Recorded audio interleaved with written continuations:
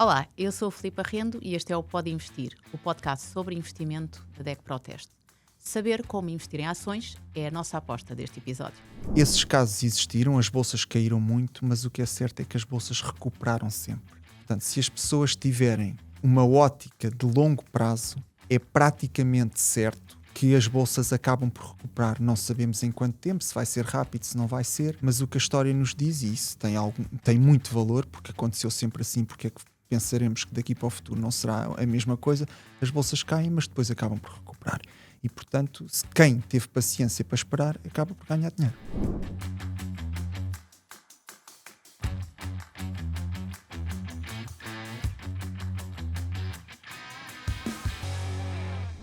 E connosco hoje temos o Rui Ribeiro, Olá, analista Filipe. financeiro da Proteste Invest. Olá, Rui, uma vez mais. E começava por perguntar, Rui, as estatísticas dizem-nos que só 2% dos portugueses é que investem em ações, quando essa percentagem atinge quase 20% no caso dos países nórdicos e, do outro lado do Atlântico, quase 62% desculpa, dos americanos dizem participar no mercado. Como é que se explicam estas diferenças tão grandes? Eu acho que há vários motivos que justificam isso. É um bocadinho uma questão cultural. As pessoas têm muita ideia que a bolsa é para ricos, embora seja uma ideia errada. Acho que há muito essa ideia. Os portugueses, de uma maneira geral, são bastante avessos ao risco.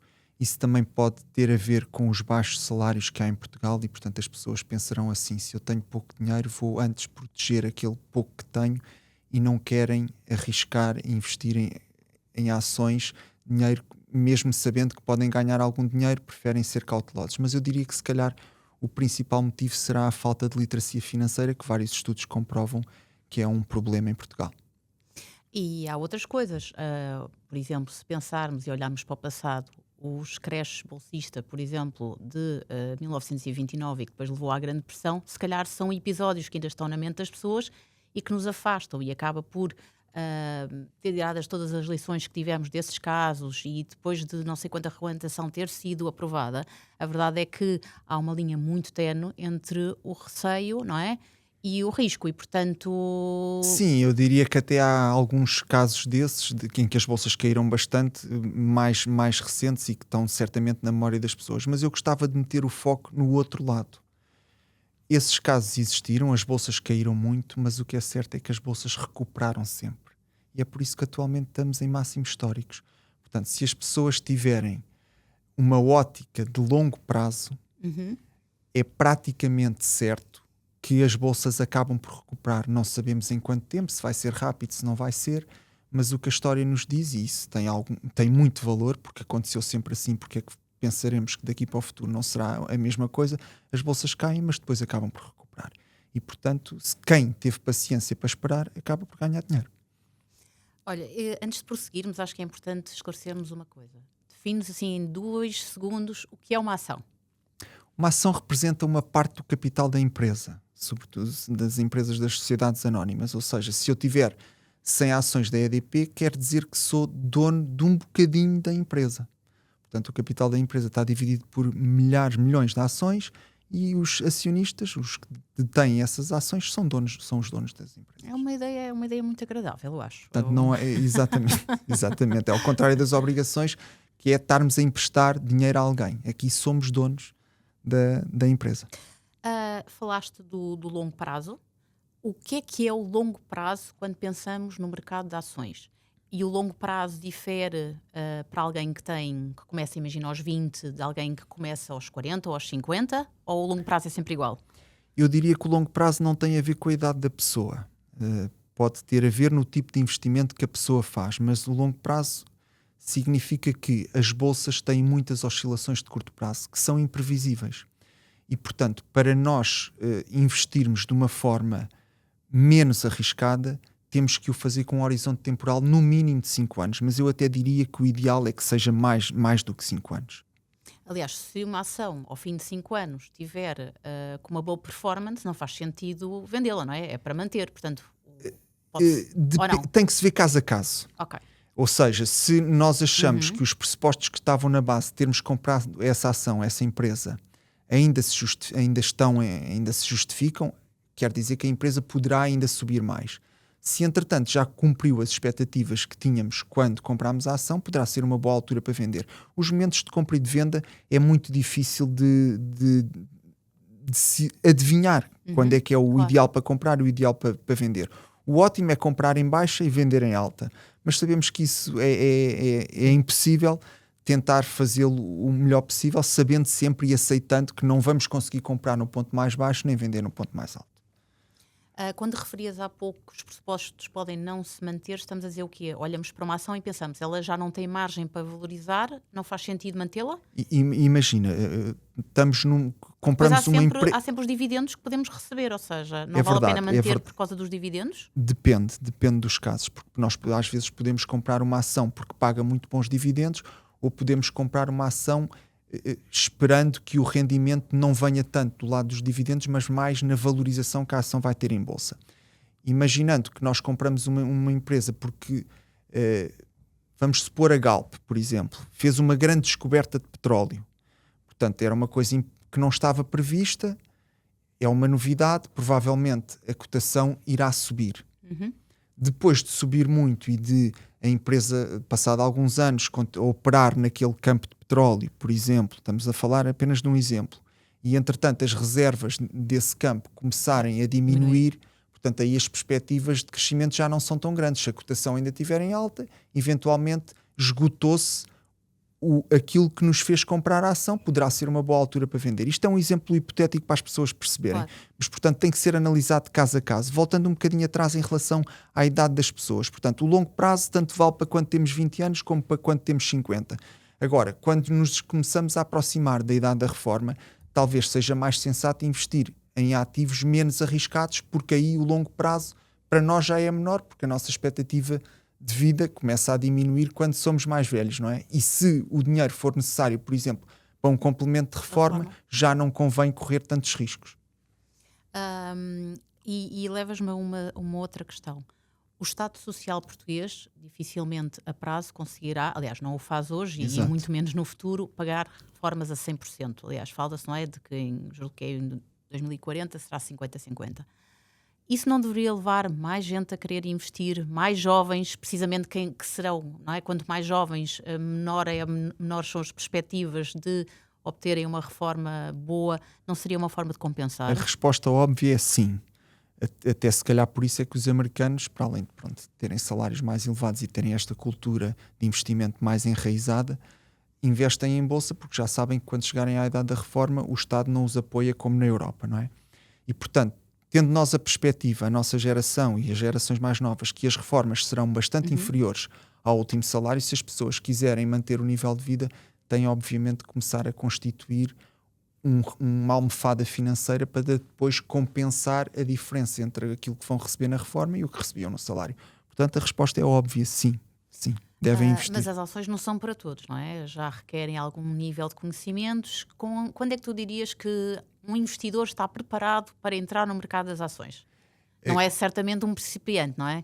Que o vai fazer. Sim, que as ações não são para todos, estou de acordo, até por uma questão de aversão ou não aversão ao risco. Ou seja, nós devemos investir naqueles produtos que nos sentimos confortáveis. E se a pessoa realmente não suporta que em determinado momento possa estar a perder algum do capital que investiu, talvez seja melhor não investir em ações. De qualquer forma, volto a referir aquilo que já referi há pouco. Portanto, as bolsas acabam sempre por recuperar.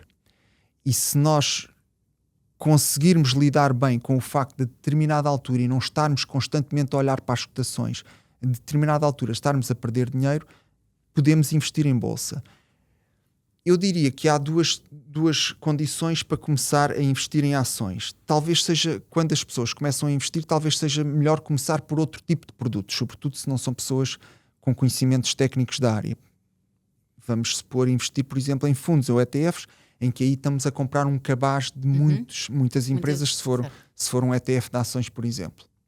E depois, à medida que se vão familiarizando com o mundo dos investimentos, porque isso também, quando nós começamos a comprar e a vender, a falar, a ler sobre o assunto, começamos a ganhar também maior experiência e podemos ir experimentando.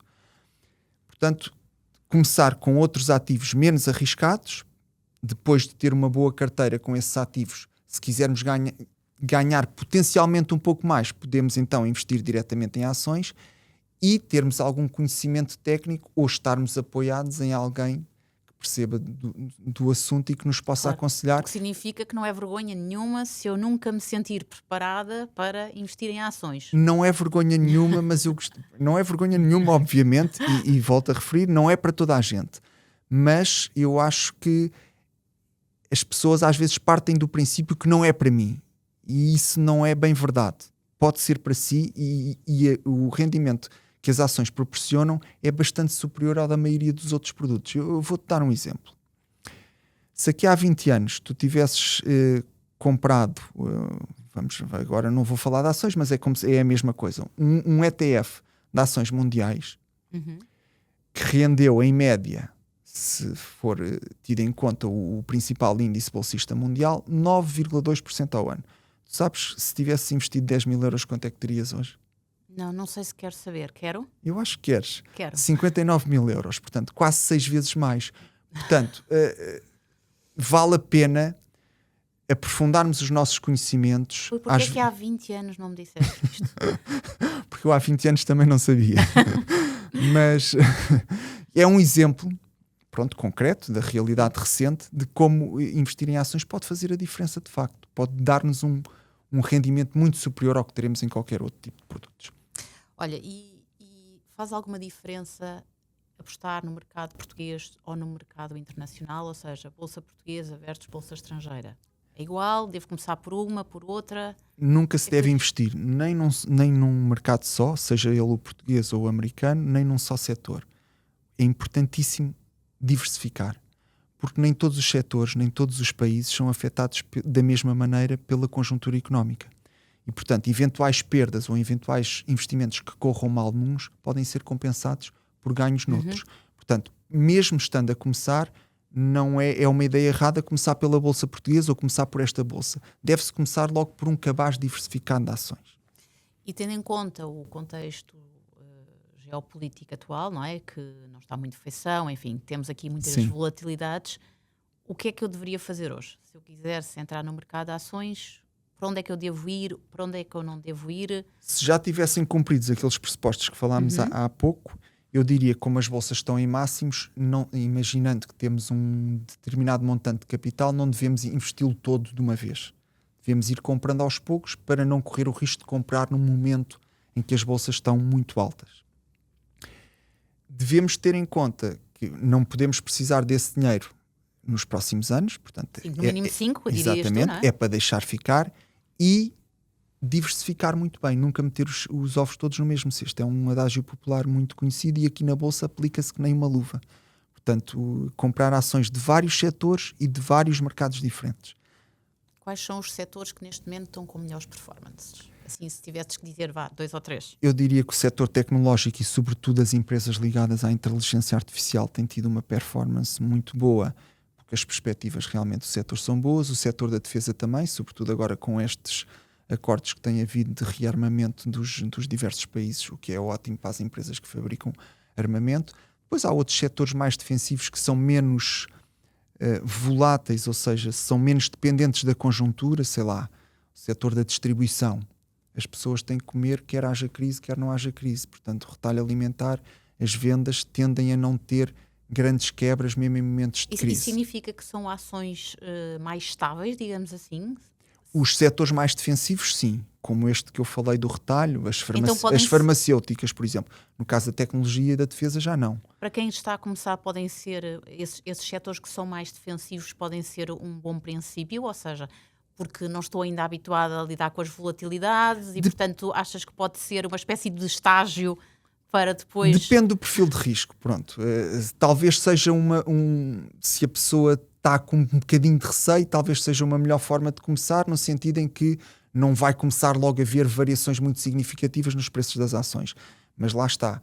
A diversificação é um princípio sagrado no investimento em ações e, portanto, devemos ter uma carteira equilibrada com um misto de ações mais defensivos e com maior potencial de rendimento, porque aquelas que são mais defensivas também, o potencial de subida também é menor. E de quanto em quanto tempo é que eu devo olhar para a carteira? Devo estar permanentemente a controlá-la porque são as ações e são mais voláteis? Aqui não se aplica o buy and forget, certo? Sim, investir diretamente em ações requer algum acompanhamento. Não é estar todos os dias a olhar para as cotações, mas requer pelo menos que estejamos atentos às notícias para ver se sai alguma notícia, não é? exatamente, se sai alguma notícia importante sobre as empresas que temos ou aquelas que queremos comprar, estar atento aos resultados. Esses são momentos muito importantes para avaliar. Quando digo resultados, a apresentação de resultados das empresas. Exatamente, as empresas apresentam resultados 4 vezes por ano, todos os trimestres, e essa é uma altura muito importante para nós avaliarmos se de facto, exatamente, se a atividade está a correr bem, se não está, se a empresa está mais endividada, se está menos, como é que estão, e portanto tomar as nossas decisões com base nisso. Olha, e falaste há pouco de uma coisa importante, que era a questão do cabaz. Um cabaz, algum número ideal, mínimo de ações que eu deva ter? Eu diria no mínimo 10, para ter uma boa diversificação, porque senão está muito concentrado em determinados setores ou em determinados mercados. Por outro lado... Mas isso é válido também para quem está a começar? É válido para toda a gente. Para toda a gente. Portanto, eu ao estar a começar, se meter tudo numa ação, estou a correr um risco demasiado elevado. Se corre mal, posso perder bastante. Portanto, se a pessoa não tiver dinheiro suficiente quando está a começar para diversificar, para comprar várias ações, deve começar por comprar um ETF que já tem centenas ou milhares de ações no seu cabaz e, portanto, tem uma diversificação muito boa. Portanto, a diversificação não tem a ver com estar a começar ou não estar a começar, é um princípio que deve ser sempre aplicado. Finalmente, queria ainda te perguntar sobre custos. Se eu quiser entrar no mercado de ações, o que é que me aconselhas? Uma vez mais plataformas, o meu banco, como é que... Eu antes de te responder a essa pergunta, queria só acrescentar mais uma coisa em relação à anterior. Portanto, eu falei no mínimo 10, mas também não deve ser um número de empresas muito grande. 30, 40 empresas é muito difícil de gerir. Nós não podemos andar a acompanhar a atualidade de 30 ou 40 empresas. Portanto, eu diria que entre os 10, 15, vá lá 20 no máximo, será o número ideal. Voltando à pergunta que me fizeste, a escolha do intermediário financeiro também é muito importante. Porque nós, quando compramos e vendemos ações em bolsa, pagamos uma comissão.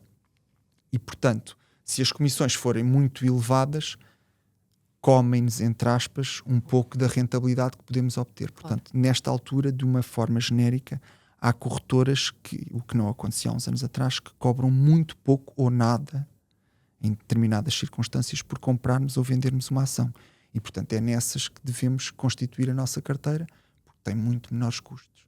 Muito bem, obrigada, Rui. Vamos agora ao nosso momento da Santíssima Trindade da arte de bem investir. Pergunto, Rui, quais são os 3 mandamentos que não podem mesmo falhar para quem quer investir em ações e não quer perder dinheiro nem fazer demasiadas asneiras? Porque perder dinheiro em ações não é assim tão difícil, certo? Certo, haverá sempre algumas em que vamos perder. Por isso é que a diversificação é o primeiro mandamento, é muito importante. O longo prazo é o outro, já explicámos porquê. E eu diria que não entrar em pânico em momentos em que as bolsas caem. Porque o que muitas pessoas fazem é que quando veem as cotações a cair, muito vendem. E então lá se vai o longo prazo. Era para o longo prazo, mas assustei-me, vendi a perder. Depois, quando as bolsas começarem a recuperar, já não tenho as ações. Erro crasso. E que antecede muito bem agora esta questão que te queria fazer, que tem a ver com a nossa próxima rúbrica, que é investidor escaldado, de meter água tem medo. E pergunto, Rui, tens algum grande arrependimento na tua vida em relação ao mercado de ações? Vais ter que nos confessar. Tenho, provavelmente, mais do que um até, mas eu diria que o principal erro que cometi foi não ter começado mais cedo com o mindset certo. O que é que isto significa? Eu, quando tinha 20 e poucos anos, como alguns jovens têm, queria ser rico rapidamente. E, portanto, eu ainda quero. eu, entretanto, já moldei um bocadinho esse sentimento, porque já percebi que não é possível. E, portanto, queria ser rico rapidamente e, portanto, queria investir para ganhar muito depressa. E isso é muito difícil. O que provavelmente vai acontecer é que vou perder muito e rápido também. Portanto, hoje em dia, teria adotado esta lógica que estou a aconselhar aqui as pessoas a fazer do longo prazo. No longo prazo é possível realmente ganhar bastante dinheiro investindo em ações, mas é no longo prazo. Portanto, não façam como eu fiz, façam como eu faço agora. Exatamente. Ok, e o que é que fizeste para te redimir? Alguma coisa? Foi exatamente. Além de chorar, provavelmente. Pronto, eu não diria chorar, eu agora Chorar, olho para trás e considero. desilusões. Foi uma aprendizagem. Foi uma aprendizagem. Portanto, Ver o copo meio cheio. exatamente, é uma boa maneira de ver a questão, mas o que agora faço é exatamente o contrário. Portanto, escolho as empresas que eu acho que têm boas perspectivas, não as compro a qualquer preço. Portanto, até posso escolher uma empresa que eu acho que é boa, mas se tiver cara, mais vale não comprar ou esperar que a cotação ou que o seu preço deixa. Não estou sempre a comprar e a vender, porque isso é propício a que tomemos decisões emocionais e lidar com as emoções no investimento é também um fator muito importante para o sucesso. São mesmo preciso nervos de aço e paciência, não é? Exatamente, pronto, nervos de aço que é preciso, porque de facto há pessoas que não lidam bem com as quedas. Eu já me habituei, não diria tanto que seja isso, mas ter paciência é fundamental e o ser humano tem tendência para ter pouca paciência e para ser ganancioso, às vezes. Obrigada, é bom saber que estamos sempre a tempo de corrigir os nossos disparates, Sem dúvida, as nossas sem dúvida. asneiras. Rui, para fechar o episódio de hoje, queria saber qual é que é o teu conselho mais precioso, mais valioso para quem quer começar a investir em ações ou já investe, mas pode estar a cometer alguns erros. Eu se calhar pegaria naquilo que acabei de dizer, ter paciência e não ser ganancioso. Ter paciência para esperar, dar espaço que as empresas cresçam, que valorizem, que vão distribuindo dividendos. Repara, se eu comprar uma empresa que distribui um dividendo de 5%, só com os dividendos eu ao fim de 20 anos paguei o meu investimento. Já não estou a contar sequer com a valorização que a empresa poderá ter. Portanto, ter paciência é muito importante.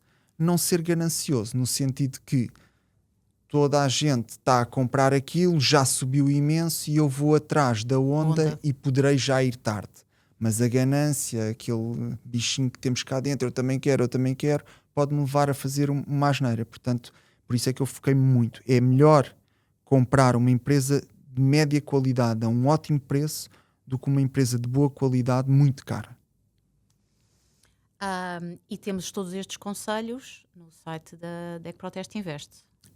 Obviamente que sim, é para isso que nós trabalhamos todos os dias, para tentar dar os melhores conselhos de investimento possível. Não acertamos sempre, mas acredito que as pessoas que nos seguem estão satisfeitas.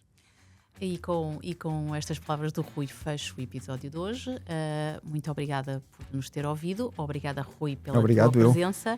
Siga os conselhos sobre ações no site da Proteste Invest em www.dec.proteste.pt/invest. Este e outros conselhos, naturalmente. O Pode Investir volta em breve. Até lá, já sabe, não gaste tudo em ativos tóxicos.